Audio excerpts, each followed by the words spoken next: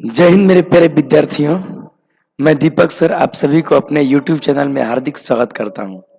आशा करता हूं कि आप सब काफ़ी मस्त होंगे और एकदम बढ़िया से अपने एग्जाम के प्रिपरेशन में लगे होंगे आप लोग। तो क्या एकदम मस्त हैं आप लोग? बिल्कुल बिंदास एकदम। तो एकदम बहुत बढ़िया से अपने एग्जाम की तैयारी में लगे रहिए आप लोग। और आप ही को आगे बढ़ाने के लिए हम आप सभी के लिए आज लेकर के आए हैं विद्युत चुंबकीय तरंग वाला चैप्टर इलेक्ट्रोमैग्नेटिक वेव का। आज हम लोग पूरा का पूरा बिहार बोर्ड द्वारा पूछा गया सभी ऑब्जेक्टिव को एकदम बढ़िया से देखेंगे और इस तरीका से आपको बताएंगे ना कि देखने के बाद आपको चैप्टर अच्छे से रिवीजन भी हो जाएगा और साथ ही इस तरह का क्वेश्चन आप बना लीजिएगा। हाँ, लेकिन एक बात है, अगर ये चैप्टर आप पढ़े होंगे तभी तो आपका रिवीजन होगा। रिवीजन का मतलब होता है दोबारा पढ़ना, यानी कि पढ़ने से अगर आप पढ़े हैं बढ़िया से तो आपको एकदम बेहतरीन समझ में आएगा। तो चलिए देर ना करते हुए हम लोग इसका शुरुआत करते हैं और एक एक करके सभी प्रश्नों को देखते हैं। तो चलिए शुरुआत करते हैं हम लोग। देखिए फर्स्ट क्वेश्चन लिखा हम लोग के पास है, विद्युत चुंबकीय तरंग के संचरण की दिशा होती है। हाँ देखिए क्या पूछ रहा है, विद्युत चुंबकीय तरंग के संचरण मतलब क्या होता है? संचरण मतलब होता है गमन की दिशा, आगे बढ़ने की दिशा होती है ना। तो यहाँ पे चार ऑप्शन दे रखा है, बी के समांतर बी क्रॉस ई, यहाँ दिया ई के समांतर यहाँ ई क्रॉस बी। तो देखिए क्या होता है, आप तो इतना पढ़े होंगे कि जो विद्युत चुंबकीय तरंग होता है, जो इलेक्ट्रोमैग्नेटिक वेव होता है, वो दो चीज से बना है, विद्युत क्षेत्र और चुंबकीय क्षेत्र। विद्युत क्षेत्र और चुंबकीय क्षेत्र का जब दोलन होता है या कंपन होता है परस्पर लंबवत तो ये बनता है। देखिए आपको दिखा रहे हैं आप लोग को हम किस तरीके से विद्युत चुंबकीय तरंग का एक बेहतरीन चित्र आपको दिखा रहे हैं। आप देखिए ये विद्युत चुंबकीय तरंग का एक छोटा सा चित्र हम बनाए हैं आपके लिए, आपको समझाने के लिए। देखिए ये विद्युत क्षेत्र है ना, ये अक्ष को विद्युत क्षेत्र मान रहे हैं, वाई अक्ष को। ये अक्ष जो है वो चुंबक क्षेत्र है। देखिए विद्युत क्षेत्र जस्ट ऊपर के तरफ है और चुंबक क्षेत्र नीचे नहीं है। चुंबक क्षेत्र समझिए कि ये 3D में है चित्र, चुंबक क्षेत्र जस्ट सामने निकल रहा है, यानी समझिए कि ये आपके मोबाइल में से बाहर निकल रहा है। ऐसे सोचिए, ये ऊपर है और ये सामने आ रहा है, ये सामने है। ये जो नीचे खींचे ना, इसको आप समझिए कि किधर जा रहा है, ऐसे एकदम सामने निकल रहा। तो देखिए ये कैसे तरंग तरंग तो आगे जा रहा है, तो कैसे आगे जा रहा है ये, तो ई और बी के तरफ हाथ मोड़िए, ई क्रॉस बी, ई क्रॉस बी होता है। आप लोग जानते होंगे ये सदिश गुणनफल कहलाता है ना। ई पर हाथ रख के बी और मोड़ना है, विद्युत क्षेत्र पर हाथ रख के चुंबक क्षेत्र की ओर मोड़ना है। विद्युत क्षेत्र कहाँ है? देखिए ये ऊपर विद्युत क्षेत्र है और चुंबक क्षेत्र किधर है? यहाँ से बाहर है। चुंबक क्षेत्र किधर है? बाहर की दिशा में। तो विद्युत क्षेत्र से चुंबक क्षेत्र की ओर हमारा हाथ जो है ना, दाहिना हाथ विद्युत क्षेत्र से चुंबक क्षेत्र की ओर मुड़ेगा। देखिए ये विद्युत क्षेत्र है ऊपर, अंगुली मुड़ करके आएगा मोबाइल के बाहर की तरफ, यानी कि जो चुंबक क्षेत्र इधर है। तो मुड़ेगा तो अंगूठा बता रहा है इधर, यानी ये बता रहा है कि तरंग इधर जा रहा है, तरंग का गति बता रहा है अंगूठा। क्या ये आप जानते होंगे निकालना? अगर आप अच्छे से पढ़े होंगे, आपको तो हम विस्तार से पढ़ाए हैं, अगर यहाँ पढ़े हैं तो हमारे पास ई और बी मैक्सवेल के दक्षिण हस्त नियम से मोड़ के निकाला जाता है। तो अंगूठा बता रहा है इसके गमन की दिशा, है ना। तो तरंग कैसे गमन करता है? तो ई क्रॉस बी के दिशा में गमन करता है। ई क्रॉस बी जो आता है, ई क्रॉस बी का जो रिजल्ट आ रहा है अंगूठा, इसी के दिशा में गमन करता है, इसी के दिशा में संचरण करता है, यानी जाता है। तो जाता किस चाल से है? तो विद्युत चुंबकीय तरंग एक तरह का तरंग है, ये बहुत तेज चलता है। इसकी गति निर्वात में देखी जाए तो 3 × 10⁸ मीटर पर सेकंड होता है, यानी कि ये वेग हो गया। तीन अक्ष कौन कौन हो गया? विद्युत क्षेत्र का, चुंबक क्षेत्र का और वेग का। ठीक है, तो ई क्रॉस बी यहाँ पे टिक करना है। कौन सा टिक करना है? ई क्रॉस बी। आइए आपको यहाँ पर दिखाते हैं, ई क्रॉस बी कहीं दिया है, ई क्रॉस बी देखिए यहाँ पर दिया है ना, ई क्रॉस बी के समानांतर, ई क्रॉस बी जो आता है उसी के समानांतर ये जा रहा है। तो यहाँ पे सही ऑप्शन कौन सा हुआ? ये डी नंबर हुआ। है ना, बिल्कुल आप लोग घबराएंगे नहीं, एकदम बढ़िया से व्याख्या करते हुए बताएंगे आपको, ताकि आप ये सब देखने के बाद कोई भी क्वेश्चन छूट ना सके आपसे बोर्ड एग्जाम में। तो चलिए ये क्वेश्चन लोग देख लिए और हम लोग नेक्स्ट क्वेश्चन पे चलते हैं। देखिए तो विद्युत चुंबकीय तरंग में विद्युतीय एवं चुंबकीय क्षेत्रों के बीच कलांतर होता है। देखिए कलांतर पूछ दिया, किसके किसके बीच? विद्युत और चुंबकीय तरंग में कौन कौन विद्युतीय क्षेत्र, विद्युतीय एवं चुंबकीय क्षेत्रों, यहां देखिए क्षेत्रों लिखा है ना, के बीच कलांतर। तो जरा सोचिए कैसे कलांतर होता है। देखिए उसी चित्र से आपको फिर से बताते हैं। आप पहले तरंग का कोण के बारे में आप जानते हैं कि नहीं, ये बताइए। ऐसे तरंग अगर चलता है तो इतना चले ना तो एक राउंड माना जाता है। देखिए ऐसे ऐसे यहां चल के इतना चले तो इसको एक चक्र माना जाता है। और अब देखिए इसमें तरंग में इस स्थान को 0 डिग्री बोला जाता है, इसको बोलते हैं 90 डिग्री। यहाँ होता है 180 डिग्री, ये होता है क्या चीज 270 डिग्री, और ये होता है 360 डिग्री। देखिए ये आप ध्यान रखिएगा, ये हमेशा तरंग में कभी भी काम करता है ना, कभी भी एक आपके काम आने वाला है एग्जाम में भी, ये ध्यान रखना आप लोग को। अब यहाँ पर देखिए तो ये तरंग है ना, ये तरंग किसका तरंग है? तो विद्युत क्षेत्र का, ये विद्युत क्षेत्र का तरंग है। ये ऊपर नीचे चल रहा है, ये एक तरंग ऊपर नीचे ऐसे चल रहा है, जैसे कि ऊपर गया फिर नीचे आया, फिर ऊपर गया फिर नीचे आया, ऐसे चल रहा है। तो ये क्या है? विद्युत क्षेत्र है। एक चुंबकीय क्षेत्र देखिए कैसे चल रहा है। चुंबक क्षेत्र इधर आ रहा है, बाहर आ रहा है, फिर भीतर जा रहा है, फिर बाहर आ रहा है, भीतर, यानी कि एक तरंग ऊपर नीचे चल रहा है, एक तरंग ऐसे चल रहा है।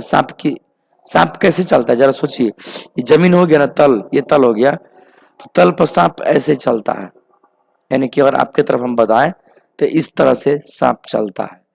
तो एक तरंग है जो इस तरह से चल रहा है लेफ्ट राइट, एक तरंग है ऊपर नीचे चल रहा है। ऊपर नीचे जो चल रहा है उसका नाम क्या है? उसका नाम क्या है? तो इसका नाम है विद्युत क्षेत्र।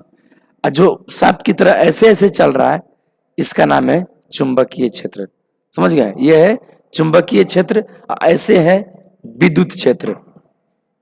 उल्टा बोले हैं क्या? इस तरह से चुंबक क्षेत्र है और ऊपर नीचे कौन सा है? विद्युत क्षेत्र है। एक कलांतर निकालना था, कलांतर बताते हैं।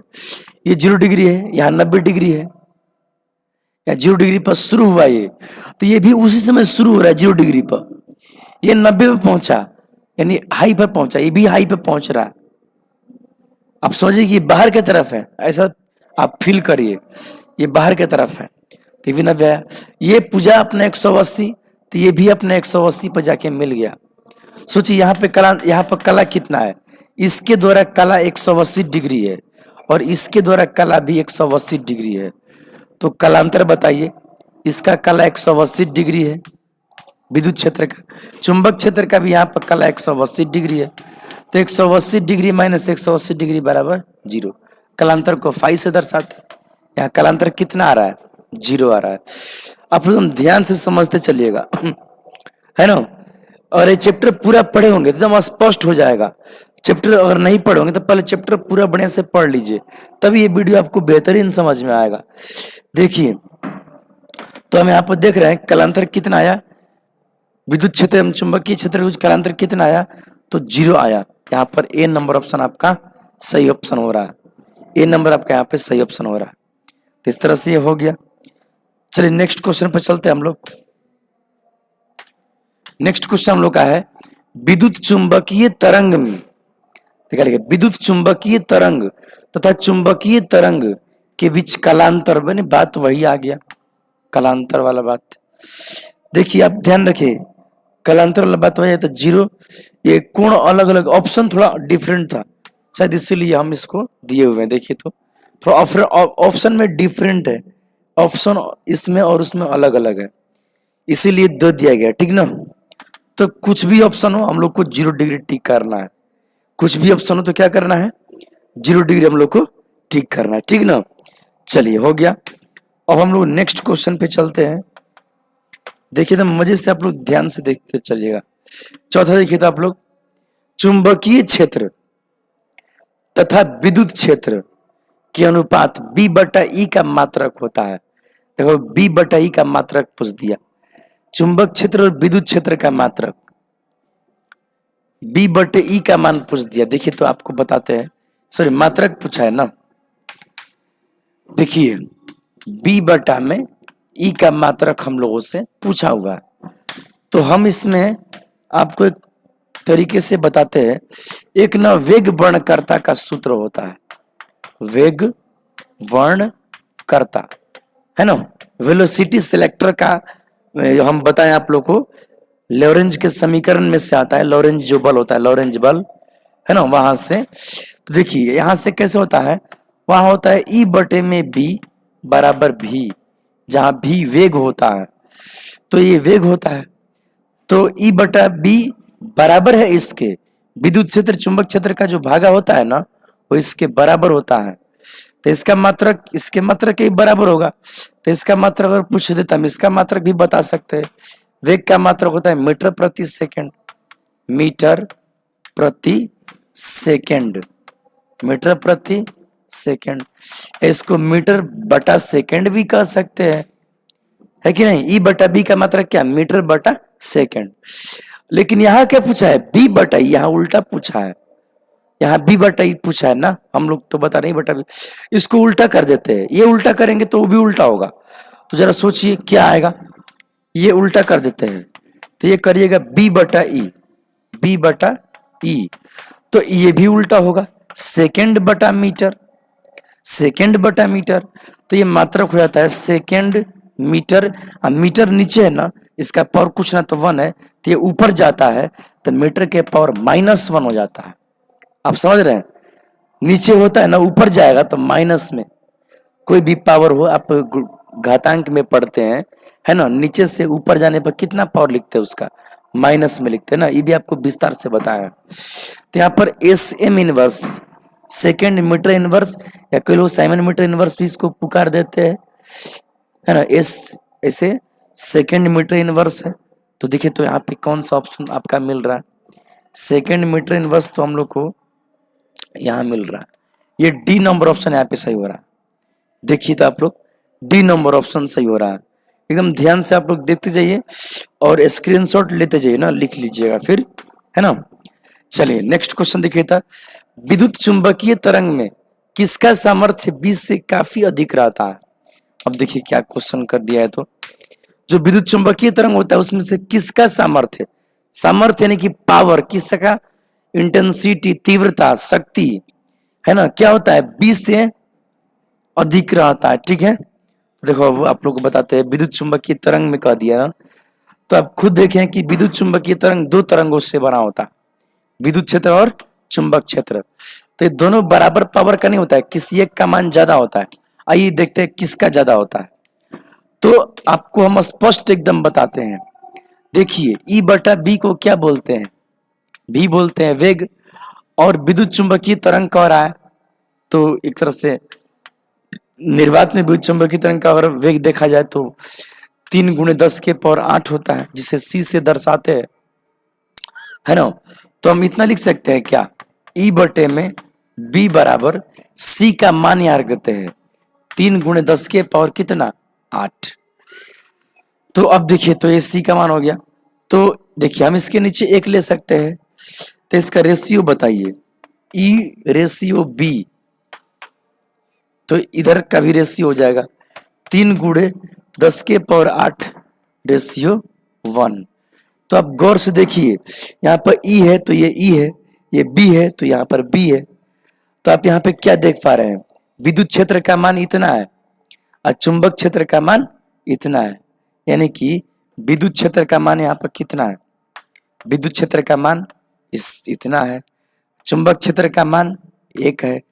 बताइए चुंबक क्षेत्र का मान 1 है, 1, अब विद्युत क्षेत्र का मान इतना है, इसको बढ़िया से फैलाइएगा ना, तो ये हो जाता है 30 करोड़ किलो, मतलब मीटर हो जाता है ना, 30 करोड़ मीटर, 30 करोड़ यहाँ पे कह सकते हैं, 30 करोड़ मीटर पर सेकंड से होगा, तो इससे ये ज्यादा ना है, यानी बी का मान 1 है, ई का मान इतना है, तो ज्यादा कौन हुआ बताइए, बी का मान एक ही है, ई का मान इतना है, तो यहाँ पे ई ज्यादा होता है।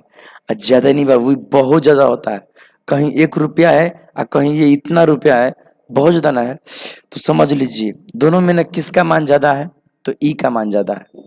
यही क्वेश्चन पूछा था ना, क्या पूछा था, किसका सामर्थ्य विद्युत चुंबकीय तरंग में किसका सामर्थ्य बी से काफी अधिक होता है, काफी अधिक होता है। देखिए काफी लिखा है, तो 20 से ज्यादा अधिक ना ई होता है। यहाँ पर ई, यहाँ पर ई टिक करेंगे।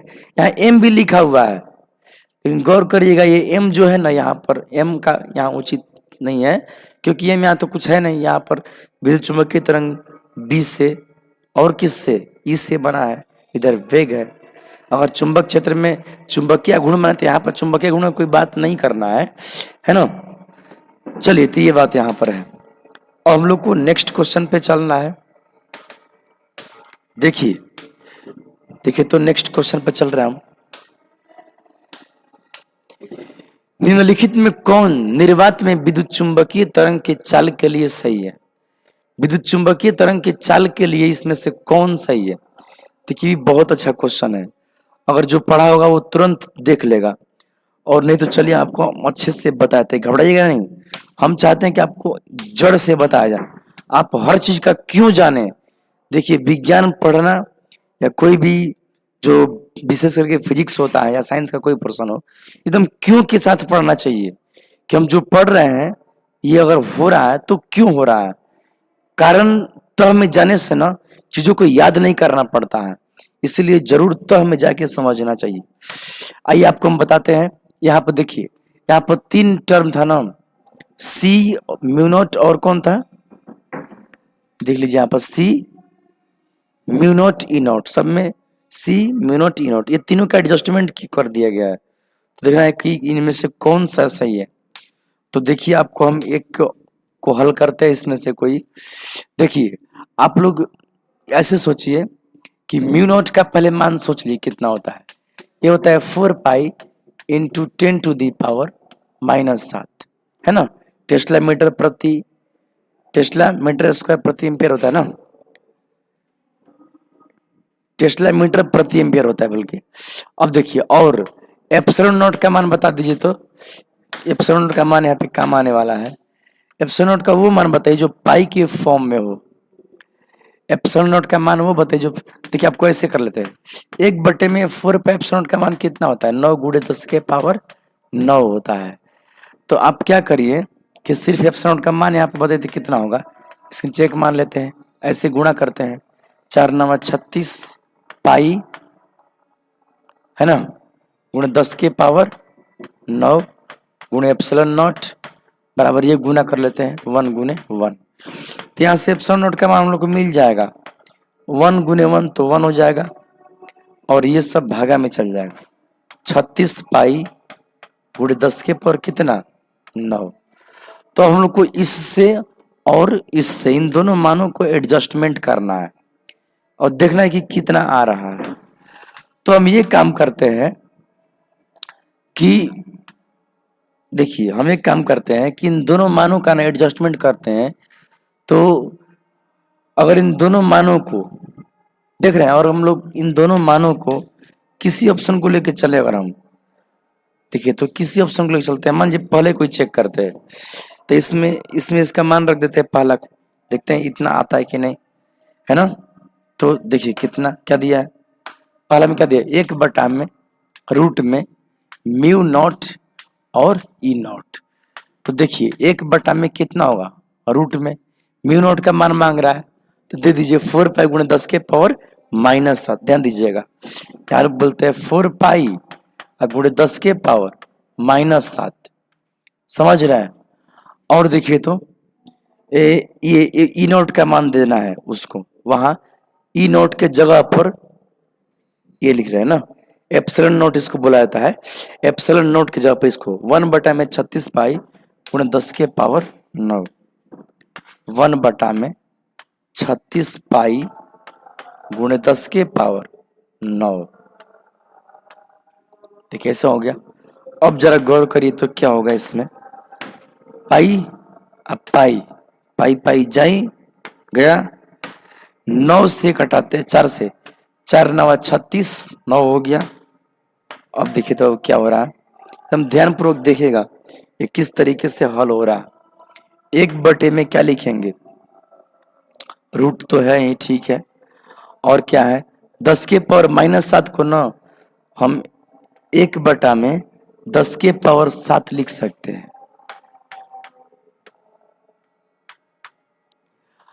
और ये 1/, में 9 है ना। ये गुणा में कितना है, 10 के पावर 9। जरा इसका हल आप सोचिए तो कैसा होगा। देखिए तो बहुत ही इंपॉर्टेंट चीज आपको बता रहे हैं, ध्यान से देखिएगा। देखिए ये 1/9 डिजिट को अलग लिख देते हैं। और देखिए 10 का पावर 1 में कर लेते ना चाहिए, 7 और 9 जोड़ दिए, 9 7 16, 10 के पावर 16। अब इसका वर्गमूल निकालना है ना, 1 का वर्गमूल 1 हो जाएगा, 9 का वर्गमूल 3 हो जाएगा, फिर 1 का वर्गमूल 1 हो जाएगा। और 10 के पावर 16 का वर्गमूल बताइए जरा। 10 के पावर 16 का मतलब क्या समझ रहे हैं, ऐसे 10 गुणा 10 गुणा 10, ऐसे 16 गु रहेगा। सोचिए 16 गु 10 रहेगा, 10 कितना रहेगा, 16 गु। दो दो का जोड़ा लगाइएगा तो 8 जोड़ा लगेगा ना, दो दो को 10 का जोड़ा, प्रत्येक में से एक एक लीजिएगा तो यहाँ पे 10 के पावर 8 आता है ना। थोड़ा सा आपका यहाँ पर कैलकुलेशन अच्छे से आना चाहिए, है ना। ये सब गुणा भाग आप जानिए कम से कम। अब देखिए, अब इसको हम ऐसे कर सकते हैं, क्या 1 गुणे, ये दोनों को उल्टा कर सकते हैं मैथमेटिक्स के नियम के अनुसार। ये एक तरह से बटा पर का भागा कहलाता है? लंगड़ा भिन्न कहते हैं क्या। अच्छा देखिए जो बनाइए उसको गुना कर दीजिए, कितना आता है, गुना करने पर कितना आ जाएगा बता दीजिए। देखिए तो स्पष्ट हो चुका, 3 गुणा 10 के पावर 8, इसी को सी बोला जाता है। क्या बोलते हैं इसको, सी। निर्वात में प्रकाश के जाल को सी बोलते हैं। ये वेग आ गया एक तरह से। देखिए तो सी आ गया, कितना क्या करना है, इसको हल करने से क्या आ गया, सी आ गया।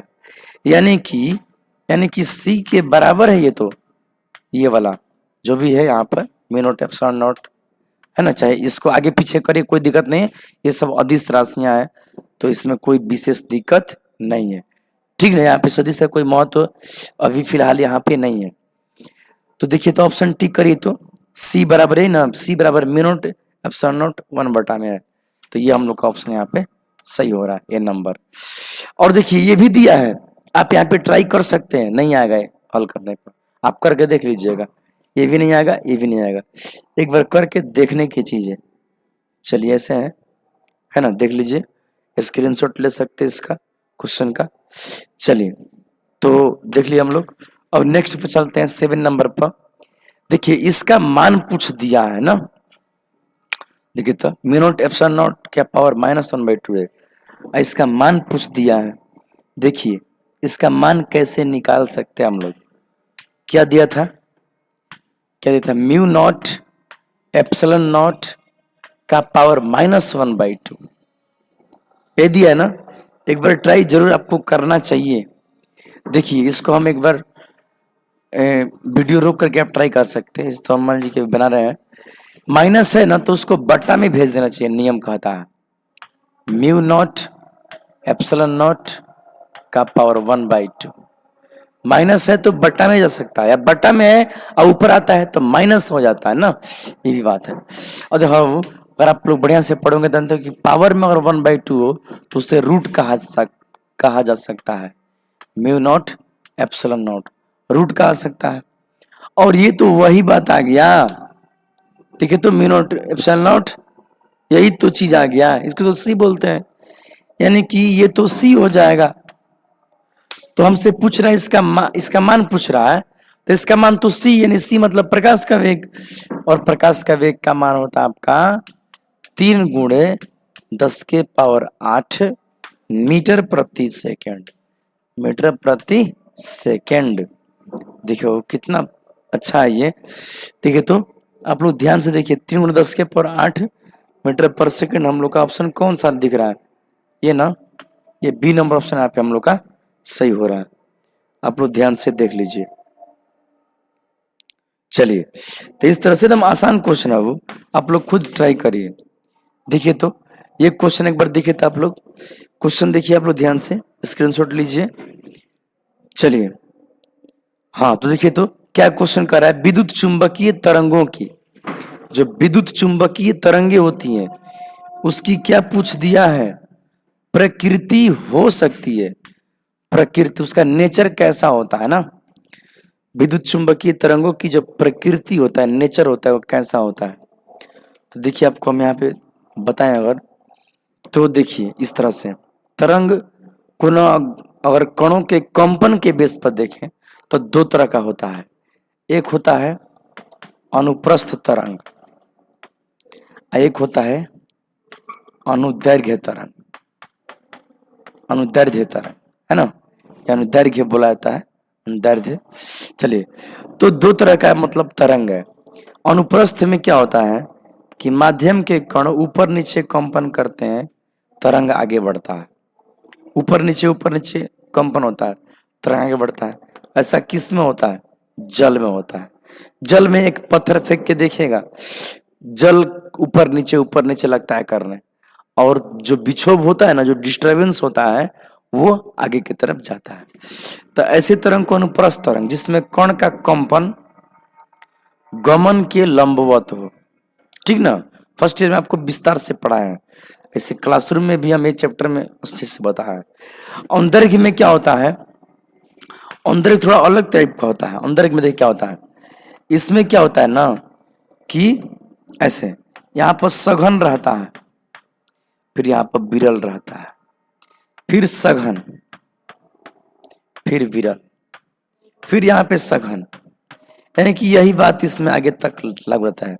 सघनन विरलन, देखिए सघन विरल, सघन विरल, सघन फिर विरल, ऐसे चलता है। ये होता है अनुदैर्घ्य तरंग।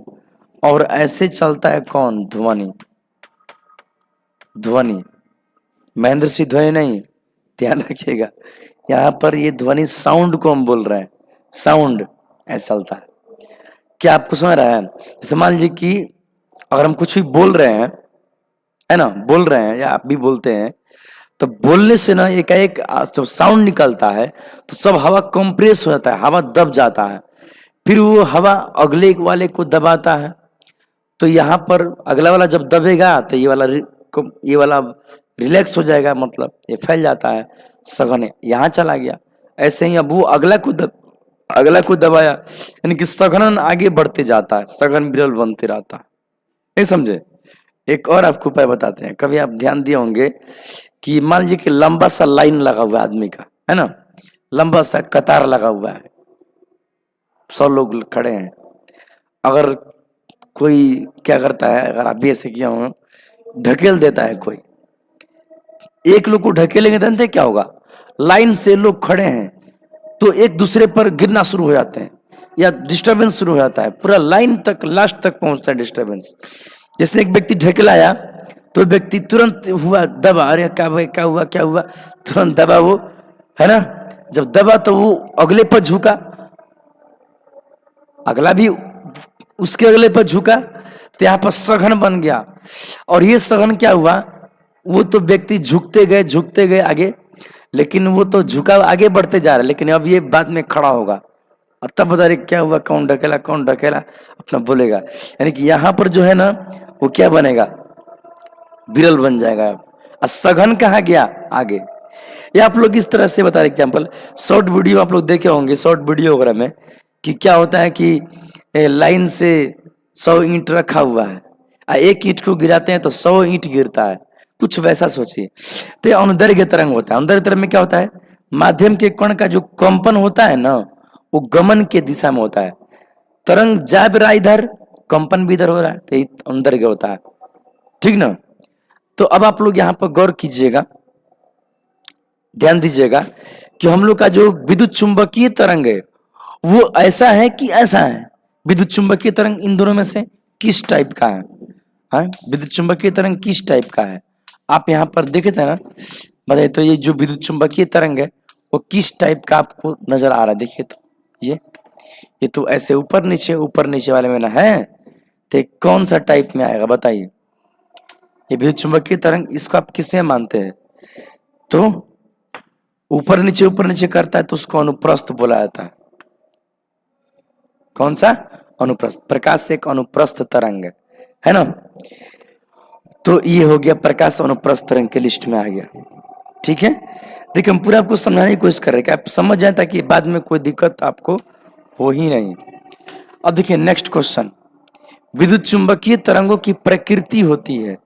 देखिए वही प्रश्न आगे लग रहा है कि है? थोड़ा ऑप्शन डिफरेंट रहने पर ना हम सभी प्रश्न लिख देते हैं, ठीक है, ताकि आपको समझा सके बढ़िया से कि अनुप्रस्थ ही करेंगे चाहे कुछ भी ऑप्शन दे दे, ठीक ना, ये ध्यान रखिएगा। प्रकाश एक अनुप्रस्थ तरंग है, ठीक है, तो ये भी हो गया हम लोग का।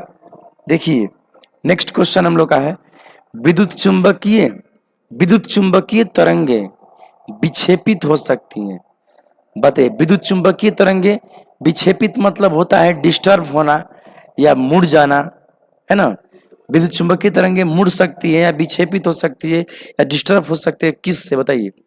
सिर्फ चुंबक क्षेत्र में, सिर्फ विद्युत क्षेत्र में, दोनों में, कि इनमें से कोई नहीं? तो आपको हम बता दें अगर कि जो विद्युत चुंबकीय तरंगे होती हैं, अगर हम अपने हिसाब से आपको बताएं, क्योंकि इसके आंसर पे कई तरह का कंट्रोवर्सी भी चल रहा है, कई जगह पर कई तरह का आंसर दिखाई दे रहा है ना। अगर हम अपने तरीके से थोड़ा सा आपको बताएं तो देखिए क्या इसमें होगा, थोड़ा ध्यान दीजिएगा। ये क्वेश्चन है ना, जो विद्युत चुंबकीय तरंग समझिए प्रकाश है, प्रकाश प्रकाश, तो क्या प्रकाश में भार होता है? प्रकाश का जो विराम द्रव्यमान होता है वो क्या होता है? तो नहीं, विराम द्रव्यमान शून्य होता है। प्रकाश का विराम द्रव्यमान शून्य होता है, यानी कि द्रव्यमान रहित है, वजन नहीं है। और याद रखिए जब वजन नहीं है तो ऐसे स्थिति में ना उस वस्तु पर बल नहीं लग पाता, नेट बल उस पर जीरो हो जाता है। तो नेट बल जीरो हो जाता है, यानी कि ये किन से डिस्टर्ब होगा? सिर्फ चुंबक से तो नहीं, विद्युत क्षेत्र से भी नहीं, इन दोनों से भी नहीं। यहाँ पर नॉन होना चाहिए हमारे हिसाब से, है ना, जहां तक हम अभी तक देख पा रहे हैं, है ना, यहाँ पे नॉन होना चाहिए, है ना। हो सकता है कि अगर आगे देखने पर थोड़ा अलग भी ऑप्शन हो, है ना, तो आगे हम आपको सूचित कर देंगे, थोड़ा सा इस पर हम विस्तार से अध्ययन करेंगे, देखेंगे। लेकिन अभी तक हमें लग रहा है कि ये कौन सा ऑप्शन होगा? नॉन ऑप्शन होगा। इसका एक वजह और आपको बताते हैं, अगर मान लीजिए कि प्रकाश है और हम एक हाथ में चुंबक ले लेते हैं, चुंबक, और यहां से प्रकाश बाढ़ते हैं, तो क्या चुंबक उस प्रकाश को अपने ओर मोड़ लेगा? नहीं मोड़ेगा। तो प्रकाश चुंबक से डिस्टर्ब हो रहा है? नहीं हो रहा है ना। तो जो प्रकाश है वो चुंबक क्षेत्र से कोई असर नहीं पड़ेगा उसको। तो यहाँ पर यही बात हम कह रहे हैं कि चुंबक से भी असर नहीं पड़ेगा। अब बात रहा विद्युत का, तो बताइए विद्युत का तार फैलाए थे, एकदम खूब हार्ड वोल्टेज दे देते हैं, जैसे मान लीजिए तार फैला दिए विद्युत का, उसमें पूरा वोल्टेज दे दिए, बढ़िया सा विद्युत क्षेत्र बना दिए। अब वहां पर प्रकाश को बारते हैं, यही लाइट को सब, क्या लाइट बारिएगा तो क्या विद्युत क्षेत्र उस लाइट को मोड़ देगा? प्रकाश किरणें आएंगी ऐसे चल जाएंगे ऊपर, ऐसा होता है। अभी तक हम लोग जितना जानते हैं प्रैक्टिकल करके, उसमें तो नहीं दिखा हम लोग को। ना तो प्रकाश किसी चुंबक से मुड़ता है, ना प्रकाश किसी विद्युत से मुड़ता है, विद्युत क्षेत्र से मुड़ता है। तो देखिए यहाँ पे नॉन ऑप्शन हमारे हिसाब से होना चाहिए, अभी तक जितना लोग समझ रहे हैं। और कोई डिफरेंट होता है तो आगे हम आपको बता देंगे, ठीक ना। तो ये हो गया। देखिए थोड़ा सा यहाँ पर बहुत सारी चीजें हैं, हम लोग भी ऐसा नहीं कि हर चीज जानते हैं, हर चीज जानते तो हम लोग यहीं नहीं रहते, बहुत आगे चल जाते हैं, है ना। अपने अपने समझदारी की बेस पर हर आदमी कुछ ना कुछ बताता है, बहुत सारी चीजें होती है और नॉलेज बहुत डीप चीज है, आगे हम आपको बताएंगे। और उसमें कुछ डिफरेंट हमको लगता है तो देखिए, चुंबकीय क्षेत्र बी का ऊर्जा घनत्व होता है, चुंबकीय क्षेत्र बी का ऊर्जा घनत्व होता है। तो बाबू चुंबकीय क्षेत्र बी का क्या पूछ दिया है? ऊर्जा घनत्व। एक तो ऊर्जा घनत्व का सूत्र देखिए आप लोग, ऊर्जा घनत्व का सूत्र होता है ना, देखिए हमें यहाँ पर उल्टा लिख रहा है। ऊर्जा घनत्व का जो होता है U, देखिए यू बी होता है ना, आपको विस्तार से हम बताए हैं, 20 का बटा में 2 म्यू नॉट, ये सूत्र होता है। बी स्क्वायर बटा में 2 म्यू नॉट, कौन सा ऑप्शन हो रहा है यहाँ पर, बी नंबर ना। इस बार में क्लासरूम में विस्तार से बात किया गया है ना। या आप जहाँ भी पढ़ते होंगे, अगर कहीं और पढ़ते होंगे तो वहाँ भी आपको बताया गया होगा इस तरीका से। तो ये हो गया हम लोग का। चलिए अब नेक्स्ट देखते हैं, 1/ε0 ई स्क्वायर। देखिए अभी क्या आ गया, ये जो ऊर्जा घनत्व आया था ना, यही ऊर्जा घनत्व भी कराता है। ये विद्युत क्षेत्र का ऊर्जा घनत्व होता है, एकांक आयतन का ऊर्जा होता है ना। विद्युत क्षेत्र के एकांक आयतन का ऊर्जा इसको यू से दर्शाते हैं, 1/2ε0 ई स्क्वायर। ये भी ऊर्जा घनत्व है, एकांक आयतन का ऊर्जा है ना। और जो पीछे आया था वो भी एकांक आयतन का ऊर्जा था। तो ये दोनों आपस में सेम होता है, मात्रक के दृष्टि से, बीमा के दृष्टि से, कि बीमीय सूत्र के तुल्य बीमा की राशि है। तो इसका तुलना ना इससे होता है, बी स्क्वायर बटा में 2 म्यू नॉट, इसका तुलना इससे होता है ना। ये दोनों तुल्य राशि कहलाता है। ये भी ऊर्जा घनत्व है, ये भी ऊर्जा घनत्व है। ये विद्युत क्षेत्र में है, ये चुंबक क्षेत्र में है। तो ये तुल्य राशियां हैं और इनका समतुल्य बीमा होता है। जो बीमीय सूत्र होता है ना आपस में, वो भी बराबर रहता है। तो ये हो गया। नेक्स्ट क्वेश्चन देखिए आप लोग, निम्नलिखित में कौन विद्युत चुंबकीय तरंग नहीं है। देखिए तो निम्नलिखित में कौन विद्युत चुंबकीय तरंग नहीं है। देखिए इसमें से कौन विद्युत चुंबकीय तरंग नहीं बाबू, तो ये नहीं है ध्वनि तरंग। आपको अभी मैंने बताएं कि विद्युत चुंबकीय तरंग ऐसे चलता है, ध्वनि ये इस तरह से चलता है, ये दूसरा तरंग है। तो कौन विद्युत चुंबकीय तरंग नहीं है, तो ध्वनि नहीं है, या ध्वनि अलग टाइप का तरंग है ना। ऐसे तरंगों का परिवार भी देखिएगा ना विद्युत चुंबकीय तरंग का, तो उसमें ध्वनि का नहीं, ध्वनि एक अलग है। ध्वनि को चलने के लिए माध्यम चाहिए, जबकि विद्युत चुंबकीय तरंग को चलने के लिए कोई माध्यम नहीं चाहिए। निर्वात से चल करके आ रहा है प्रकाश, क्या निर्वात में कोई माध्यम है, नहीं है। लेकिन वही निर्वात में ध्वनि चलेगा, नहीं चलेगा। तो ये सब लोग निर्वात में लेकिन चल सकता है, ये सब निर्वात में चल सकता है, बाकी ये नहीं चल सकता है। तो कौन नहीं है विद्युत चुंबकीय तरंग, तो ध्वनि यहां पर नहीं है। देखिए नेक्स्ट क्वेश्चन हम लोग देख रहे हैं, निम्नलिखित में से किस विद्युत चुंबकीय विकिरण का तरंगदैर्ध्य न्यूनतम है। किसका तरंगदैर्ध्य ना एकदम कम होता है।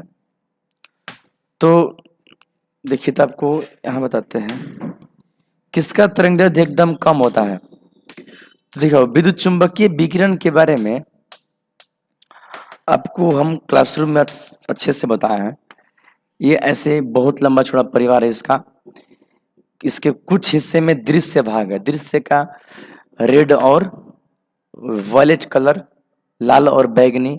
इसका तरंगदैर्ध्य लगभग में कर कहें 700 नैनोमीटर है ना, लगभग में बोल रहे हैं, ध्यान रखिएगा। और ये कितना होता है, लगभग में ये 400 नैनोमीटर। तो ये होता है दृश्य प्रकाश, दृश्य। अब देखिए दोनों में किसका तरंगदैर्ध्य ज्यादा है, इसका तरंगदैर्ध्य ज्यादा है लैम्डा। इसका तरंगदैर्ध्य कितना है, देखिए तो 700 से 400 कम है। और बैगनी से आगे जाएंगे तो अभी बहुत सारे किरण, यहाँ परा बैगनी मिलता है, परा बैगनी, अल्ट्रा वायलेट। यहाँ जाएंगे एक्स किरण मिलता है, इससे भी छोटा होता है गामा किरण, गामा ऐसे लिखा जाता है, गामा रे, गामा किरण। तो सबसे छोटा देखिए, इधर जाएंगे तो बड़ा तरंगदैर्ध्य मिलेगा, इधर भी बहुत सारा तरंग है। इधर आपका भी होता है अवरक्त, होता है अवरक्त, 700 से ज्यादा इसका हो जाता है। इधर जाएंगे तो और ज्यादा तरंगदैर्ध्य मिलता है। तो कम तरंगदैर्ध्य किसका है, कम तरंगदैर्ध्य उधर मिलेगा। तो सबसे कम तरंगदैर्ध्य किसका हो, जो सबसे लास्ट में रहेगा, सबसे लास्ट में गामा होता है। और गामा का तरंगदैर्ध्य ना कम होता है, गामा का। आइए आपको दिखाते हैं गामा का तरंगदैर्ध्य काफी कम होता है। तो ऑप्शन में क्या दिया हम लोग को, हाँ क्या दिया है, पराबैंगनी, एक्स किरणें, सूक्ष्म तरंगे, गामा किरणें। देखिए गामा किरणें यहाँ पे नजर होगा, एक्स किरणें से और आगे चलता है गामा किरण, ठीक ना। और पराबैंगनी तो बताया आपको, एक्सरे से आगे है पराबैंगनी। अब देखिए सूक्ष्म तरंग दे दिया, सूक्ष्म तरंग ना अवरक्त किरणों से भी इधर होता है। जो चित्र बनाए थे ना अवरक्त किरण का, और रक्त से भी इधर जाना पड़ता है, तो उधर सूक्ष्म तरंगे आती हैं, दीर्घ तरंगे आती हैं, ये सब होता है। तो ये हो गया। चलिए अब नेक्स्ट क्वेश्चन पर चलते हैं हम लोग।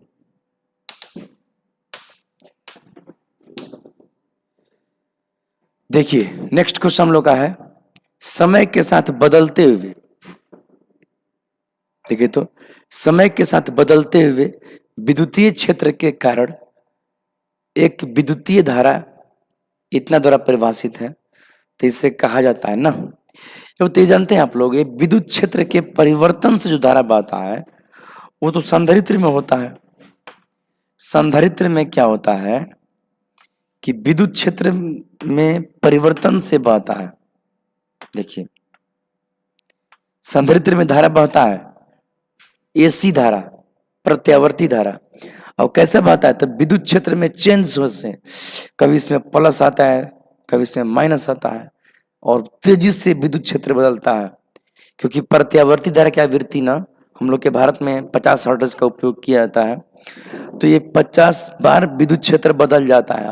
और विद्युत क्षेत्र के बदलने से इधर भी विद्युत क्षेत्र का प्रभाव पड़ता है, इधर धारा फ्लो होने लगता है एसी धारा। और इस तरह के धारा को ना विस्थापन धारा कहते हैं। क्या कहते हैं इसको, विस्थापन धारा कहते हैं। समझ गए। प्रेरित धारा अलग होता है, वो विद्युत फ्लक्स के चेंज से उत्पन्न होता है। चालन धारा भी अलग है, ये किसी चालक में मतलब उत्पन्न होता है ना, ये भी अलग है बिल्कुल। तो ये सब है, दोनों तो हो नहीं सकता, ये विस्थापन धारा है। तो ये हो गया। तो अब देखिए नेक्स्ट क्वेश्चन पर चलते हैं हम लोग। नेक्स्ट क्वेश्चन है मिलान करें। देखिए क्वेश्चन कैसा आ गया आप तो, चलिए मिलान करते हैं हम लोग। देखिए मिलान करने क्वेश्चन ना पहले आ रहा था, क्वेश्चन 2011 का, आपको ऐसा क्वेश्चन नहीं आ रहा, लेकिन हम जानकारी के लिए बता दे रहे हैं आप लोग को, जानिए कैसे कैसे इसमें कौन सा सही हो रहा है। देखिए पहले ना इसमें ना जो जानते हैं वो मिलाइए, बोले कौन सा आप जानते हैं। 1 किलोवाट घंटा कितना होता है, ये होता है, हो जाएगा। और विद्युत क्षेत्र ऊर्जा घनत्व देखो अभी बताया ना बाबू, ये इससे मैच कर जाएगा, है ना। चोक कुंडली न प्रत्यावर्ती धारा को कम करता है बिना ऊर्जा क्षय किए हुए उसका, है ना, ये हो गया। और दिष्ट धारा की आवृत्ति, देखिए जो बच गया वही मिला दीजिए ना, ऐसे में दिष्ट धारा की आवृत्ति शून्य होता है, याद रखिएगा, लेकिन यही तरीका इसका होता है, ठीक है। तो ये हो गया। अब देखिए नेक्स्ट क्वेश्चन पे चलते हैं हम लोग। नेक्स्ट क्वेश्चन है ना, तो क्या आप लोग को अच्छा लगा सब कुछ? अच्छा लगा तो इसे सब्सक्राइब करिए और लाइक करिए, अपने सभी दोस्तों में शेयर कीजिए इसको, बताइए एकदम बेहतरीन तरह से बताया जा रहा है। और कोई कमी लगे तब भी बताइए। कैमरे के बारे में एक लोग कमेंट किए थे ब्लैक बैकग्राउंड के बारे में, तो थोड़ा सा अभी इस पे काम चल रहा है ना, क्योंकि कुछ समस्या आ जा रहा है ब्लैक हटाने पे बैकग्राउंड को, तो समय के साथ इसको सुधार हम लोग कर लेंगे, है ना। तो चलिए बहुत अच्छा हुआ आप लोग इतनी देर तक बने हुए हैं, बहुत बहुत आप सभी को धन्यवाद। और एकदम अच्छे से लगिए, मेहनत करिए, बहुत आगे बढ़िए। थैंक यू सो मच, आपका दिन शुभ हो, एकदम बेहतरीन एग्जाम जाए आप लोगों का। Thank you Babu.